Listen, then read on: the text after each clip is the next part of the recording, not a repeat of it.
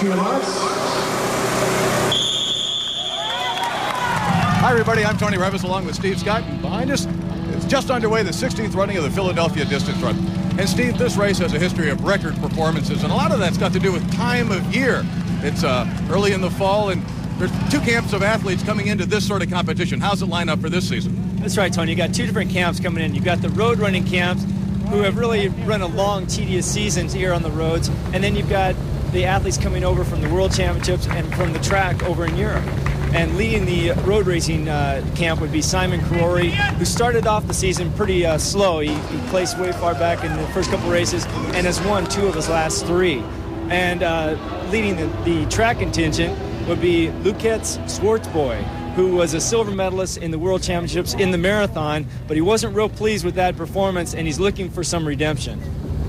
You know, our defending champion, Noel Richardson, is back. He's only run about 5 road races in his career. He's from Dublin, Ireland, more of a track and cross-country runner. He came in here a couple of years ago and finished second place in sort of a come-from-behind effort. He was just visiting friends who had gone to Villanova. The Irish connection to Villanova very strong, and he was just visiting and got second place last year, came back and won the competition.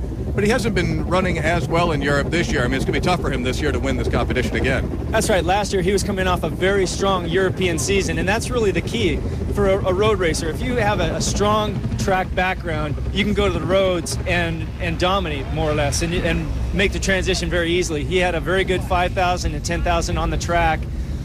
This year, he doesn't have those fast times, and Europe's behind him, so he may find it tough here today.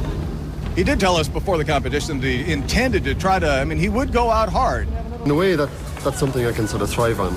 I'm coming back this year as the defending champion, so it's up to the other athletes in the race to beat me. So I'm not getting bogged down with pressure or anything yet. I've got my own race strategy, and I'm not getting too worried about what others are thinking about. Most of this race is run along the Schuylkill River. It's out one side, then they turn around at the Falls Bridge and run back down the other side, and a lot of times that's when this race is made. The 16th running of the Philadelphia Distance Run rolls along right after this timeout. Race of the month, I'm Tony Revis along with Steve Scott. We're past the 2-mile mark, and we've got a couple of Kenyans, rookie Kenyans, so to speak, doing the work up front, and the rest of the people, including the more mature Kenyans, Gideon Matishi and Simon Karori, are sort of letting them go a little bit. Last year in this race, we had a couple of very young South Africans who came into the race, ran well up front, and then faded very badly at the end. Larry Matthews is right up in there, as is Gideon Matishi. Simon Peter is also in that lead pack, and he ran 4th place, actually 1 minute behind Matishi at that Park Forest 10-miler, whereas Lukacs Schwarzboy, who was coming off the silver medal at the World Championships Marathon, is playing it very cagey. Is not in the pack right now, and that's something which is not totally unexpected. Like you were saying, he didn't have the best year coming in, and they're running a lot faster than they did last year. That's right, and he knows where he is. I mean, an athlete, when they step to the line, they know what kind of shape they're in, what fitness, and what to expect. And, you know, it's hard to be consistent on the roads. When you're dealing with different distances, different climates, you're away from home, it's very difficult to have a real consistent race performance. And I think especially with the different distances. A track guy, you're concentrating on one distance. If you're miler, you run miles, maybe some 3,000s. If you're 5,000 meter runner, that's all you do. Where these guys are running 1 week a 10K, 1 week a half marathon, and it's tough to be ready for all those different distances. It's a different task mentally. Well, we're going right through the center.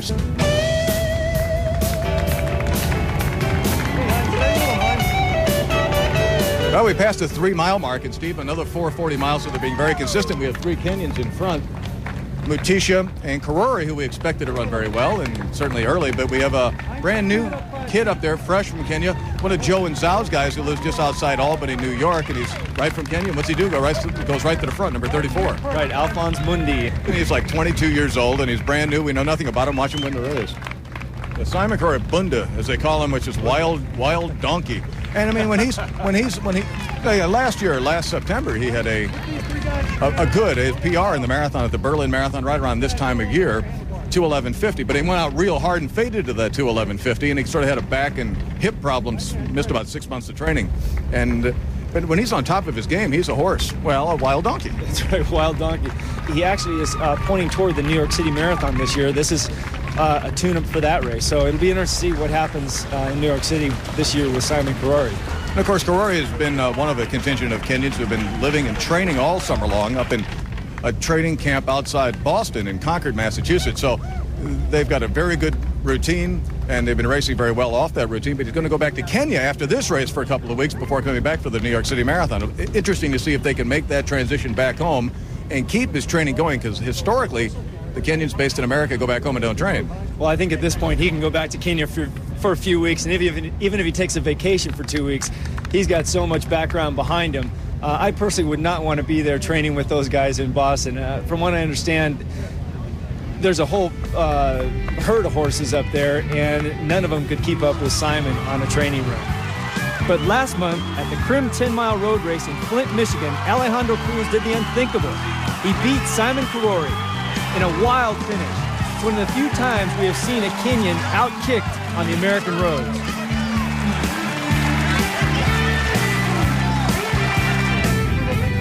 Guy back, Matthews Matswara, too, from South Africa, is starting to fade. So one by one, it's going to start. This is like a marathon. You can almost see it pictured right now. Not one big move, but it's sort of an attrition.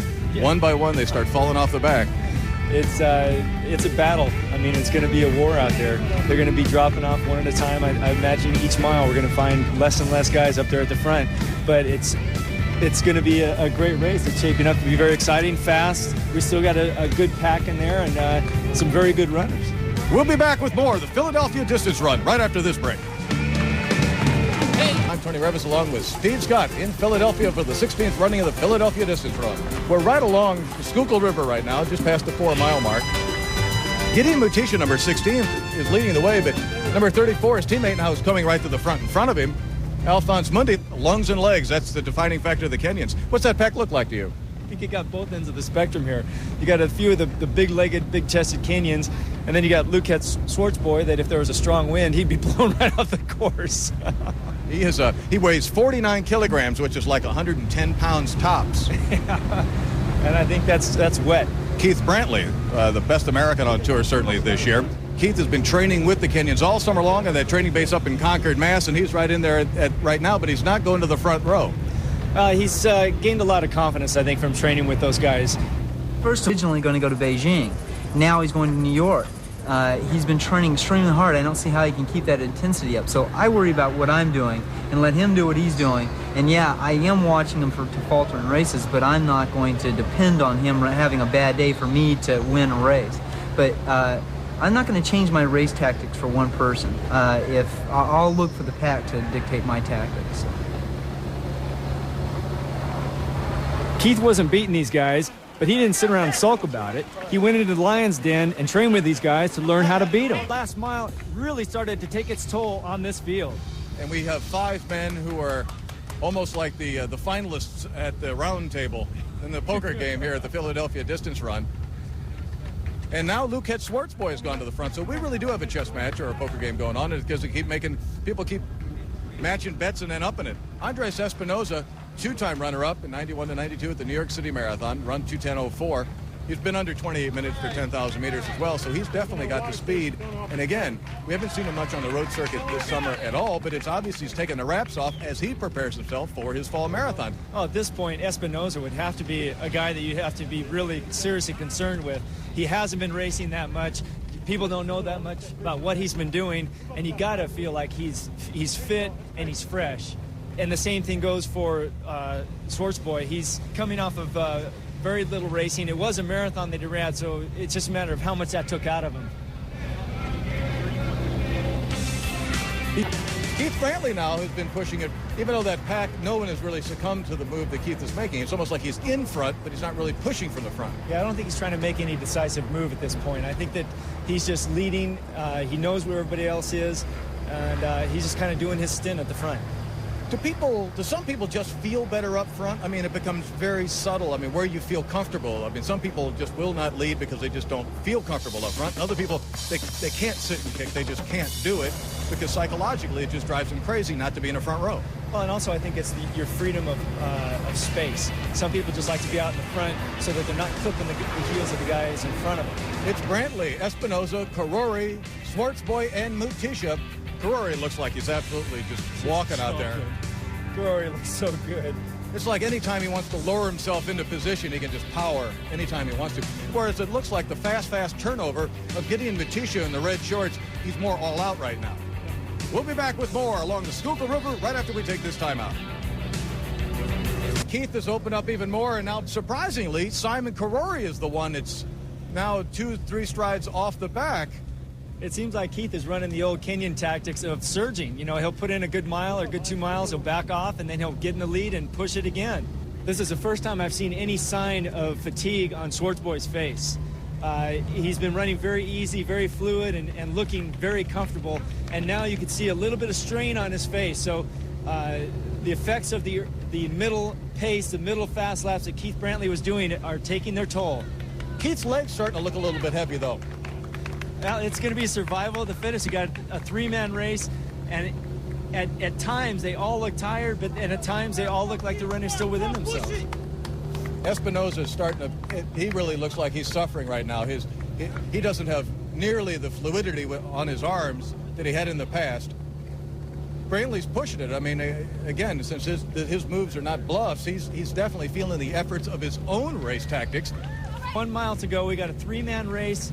I don't think anybody's going to get dropped at this point. It's going to be a close finish. It's great, man. Well, now Schwartzboy for the first time is in front. Well, you know, I've always felt that what we ought to have in road racing is like a 1 kilometer all-contact zone.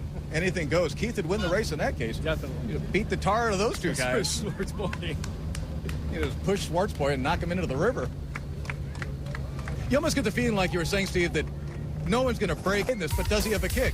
Espinosa, boy, really is. I mean, his head is tilted. He's struggling mightily. And Keith, his legs, Keith's starting to go. But, you know, Keith's got that 4-minute mile background, and I don't think the other two guys have a 4-minute mile to their credit. We got 3 men with Schwartzboy dictating, Espinosa, then Brantley. We're going to take a timeout when we return on the Foot Locker Road Race of the Month, the finish of the 6th hunt, and what a race we've got going.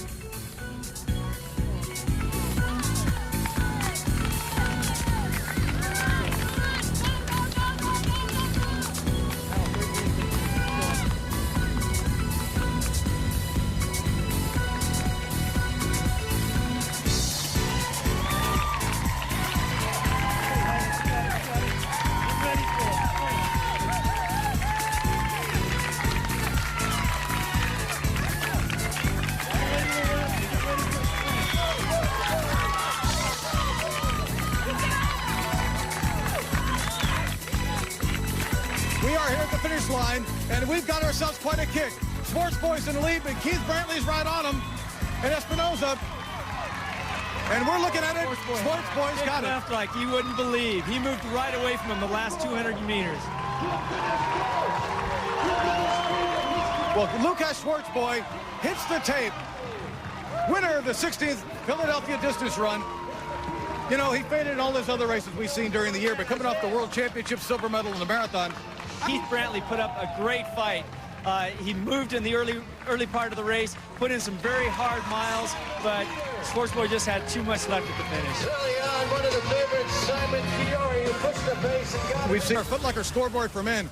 Great race, Steve. Oh, it was a fantastic race. And Lucas Schwartzboy with his first road victory in the United States with a winning time of 1 hour, 1 minute, and 26 seconds. And he was followed by Keith Brantley.